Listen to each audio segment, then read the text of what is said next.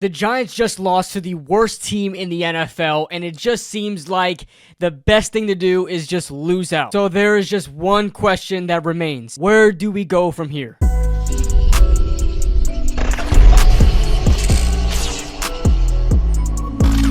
What is going on, guys? What is going on, 27 Squad? Welcome back into another video. And I know how it feels. I know I'm going through it too. But today I just wanted to talk about what the Giants should do come the end of this offseason and where we should go from here. Joe Schoen just had his press conference. It really did it. I mean, he may think he did a good job because not everybody was too confrontational, but in a lot of people's eyes, it just didn't go well. And especially coming from the quarterback position, whenever he was asked about Daniel Jones, it seemed like every other position he was able to answer clear, honestly, with no hesitation, didn't need time to think of it. But when it came to Daniel Jones, I mean, he was tripping over his words. He kept skirting around the question. His questions were very elongated. Now, a big topic of discussion after this loss against the Carolina Panthers is it time to finally bench Daniel Jones? Did Daniel Jones take his last snap as a New York Giant? But before we get into all that, make sure you guys check out BetUS, sponsoring the channel this year. You guys know I've been talking about BetUS all season long. Check them out for a 150% sign-up bonus up to $2,000 on your first deposit. Your second and third are 125% off as long as you use the promo code YouTube150 on BetUS. Go ahead and check them out. But a couple of things that I noticed during this press conference was when Joe Schoen was asked about Daniel Jones and possibly benching him, he was tending to skirt away from the answer and kind of distract from it. Now listen, I don't expect Joe Schoen to give us any information on what they're planning to do. Do not expect that when you watch a press conference. Just watch their body language, watch how they answer questions. You really have to be a CIA agent to really kind of decipher how front office and coaching staff really do press conferences. They'll never give you an upfront answer, especially if they're planning to do something that they haven't yet announced. Now, as you guys know, Daniel Jones has a $23 million injury guarantee this season. That means if he does play, if he continues to play, and he does get hurt, and let's say he's out for the rest of the season, the Giants have to pay him out $23 million against this year's cap. That wouldn't be against the cap if he weren't to get hurt. Now, one of those ways to make sure you completely avoid that is to just bench him. This is what Joe Schoen had to say when he was addressed with that question. How much of a role will Daniel's contract and the injury guarantee play into how much he plays for the rest of the season? Yeah, we're going to evaluate everything the rest of the week, and the decisions we make will be football decisions. It will be a football decision. And any decisions we make moving forward as we evaluate the roster and what we're doing for the final 7 games will be football decisions. Now, usually in this context, when I hear football decision, I'm also hearing financial decision. I have no doubt in my mind that it is definitely on the table. Whether they do it or not, it is definitely on the table and probably the main topic of discussion going into this bye week of should they bench Daniel Jones. Now, there was also way later in the press conference, somebody asked, and I love the questions as well, somebody asked if whoever starts against the Buccaneers at home coming off the bye, is that quarterback the quarterback that gives them the best chance to win in that week? That will be a really good indicator on how they feel about Daniel Jones, but this is what he had to say about it. Just to clarify on the quarterback position with Daniel on the decision, will the quarterback that you start coming out of the bye, will the decision be based on what gives you the best chance to win that day's game? Is that what the football decision means? Yeah, we're going to evaluate it the rest of the week, and the decisions we make will be football decisions. He just gave a non-answer, just said that it was, we're here to win games. That's pretty much it. Kind of implying that whoever's out there on Sunday gives them the best chance to win, but we know that's not true. If they trot out Drew Lock or Tommy DeVito, we all know that these guys don't give the Giants the best chance to win. It's just because they have to bench Daniel Jones for financial decisions and just to be sure going into the season. If you bench your franchise quarterback, even for injury guarantee concerns, you're kind of giving a huge sign that you're ready to move on from this quarterback. Otherwise, you would have just let him play the whole rest of the season. This is the NFL. It doesn't matter if you're franchise quarterback. It doesn't matter if Joe Burrow and the Bengals are like 2-10. Joe Burrow is going to be out there. But if it's Daniel Jones out there with the Giants coming out of a 2-8 season and they bench him, that's a real clear indicator that they are going to try to move on from him. Now let's talk about the future. Let's talk about what the Giants should do in the future going into next season, wrapping up this season. But first, how do we know if Joe Schoen is even going to keep his job? Well, in the press conference, Joe Schoen was asked just that. You mentioned another year free agency, another draft. Do you expect to be back here, especially if this team doesn't win some games down the stretch? Yes. Do you expect to be back? Mm-hmm. Have you been told you definitely will be back? I communicate with ownership all the time. I know Dave talks about that continuously each time these questions come up. And we have a really good relationship with ownership, and we communicate constantly with them. And, there's confidence in the plan and where we're headed. In my opinion, just by the way how upfront he was able to answer that question, it kind of had a little bit of a grin on his face. It was a little bit more joyous when he gave that answer. I think they are going to be back next season. Now, I do not have any evidence or any proof or any leads that the Giants are tanking this season. It is very hard to believe that. We know that tanking exists. You guys can look at the Brian Flores, lawsuits or whatever. The tanking allegations, tanking exists in the NFL. It absolutely does. Now, the players may not know that tanking exists because, they're just going out there and playing. But coaches, they're going to find ways to lose games for tanking purposes, and so with the front office. Tanking exists in the NFL. Whether or not the Giants are doing that, I really don't see John Mara as an owner to approve that and condone that. But whether the Giants are doing that is besides the point. I think John Mara is tired of moving on from regimes, and I've heard a lot of different opinions on whether Brian Daboll should stay or go, and they're all valid on both sides. But my opinion, I think we should keep Brian Daboll. I don't care too much for Joe Schoen. If you look at his past drafts, I'm not too thrilled about it. I'm not. Everybody says that, Brian Daboll is part of that. Brian Daboll is part of the draft classes. One thing you guys have to understand is that it's not Brian Daboll making the picks. Brian Daboll could have heavy influences on it. His job is not to draft. That is not his job. His job is to coach the players that are given to him. Whether or not he recommends players and the GM takes them is up to the GM. The coach can say I want a kicker in the first round. It's not his job to make that decision. I'm not too thrilled with Joe Schoen and his drafting. I'm okay with his free agency. It's not great, not terrible. Free agency has been hit or miss. His trading has been hit or miss. But I can see a direction.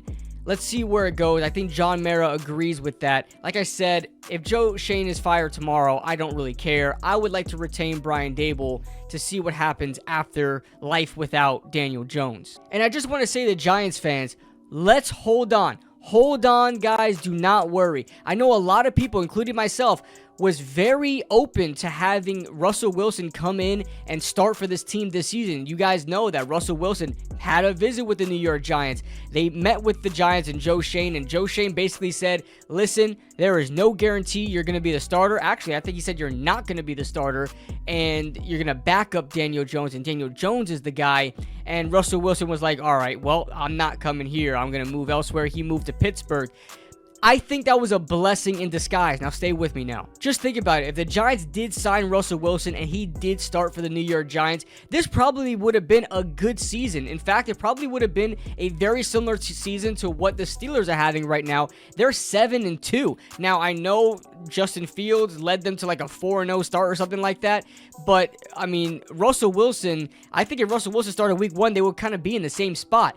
Now, whether the Giants would have been 7-2, I don't know. I think they could have won a lot of the games that they lost with Russell Wilson, and that would have really took us out of the running for a potential quarterback in this draft. Then we would have to see what happens in 2026 in that draft class to see if we can get a quarterback.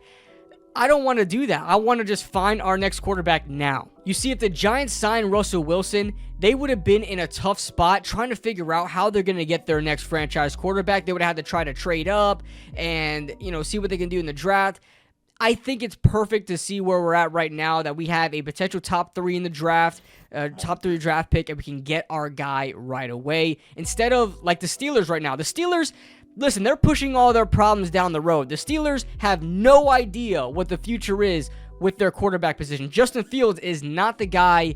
I don't think he's the guy. He's a stopgap guy. So is Russell Wilson. They're going to get you some wins here and there. They're not franchise guys anymore. So they're going to have to figure out what they're going to do later on. The Giants can figure that out right away. And who would be the quarterback to bring in? Who would be the guy? Well, right now there's only 2 guys that I really am looking at, especially with having a top 2 draft pick like the Giants are slated to have right now. As of right now, if the season were to end today, the Giants have the 2nd overall pick in the draft. The Giants haven't been that high since 2018 when they took Saquon Barkley. So at this time, we cannot mess that up and take a running back. I love Ashton Junty. But we got to take a quarterback. And 2 of those guys being Shadeur Sanders and Cam Ward. Now, I think a lot of people are in agreement that Shadeur Sanders may be QB1. Maybe some people have Cam Ward as QB1. I have to do a lot more film. I've watched games of both of these guys. I really like them both. They have different play styles as well. One is a little bit more nonchalant. The other one is like a Energizer Bunny, gutting out the pocket, making plays like Shadeur Sanders. But I don't really know who I have at QB1, but the consensus in the public right now is Shadeur at QB1. Now, I like Shadeur Sanders as a quarterback. I wouldn't even mind him being the Giants' franchise quarterback if the Giants drafted him. My only problem is Deion.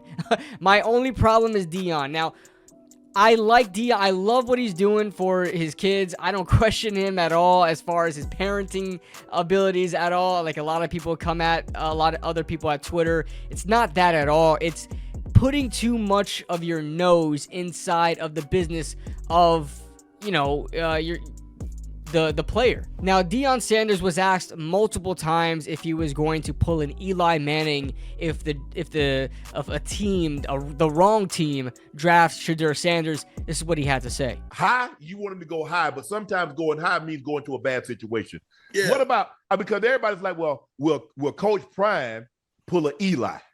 Have you thought that far? You just go, hey, son, just do what you're supposed to do. Everything's going to take care of itself. And we're going to, after the season, we'll sit down and discuss what the next Eli, step is. A LeVar Ball, a LeBron.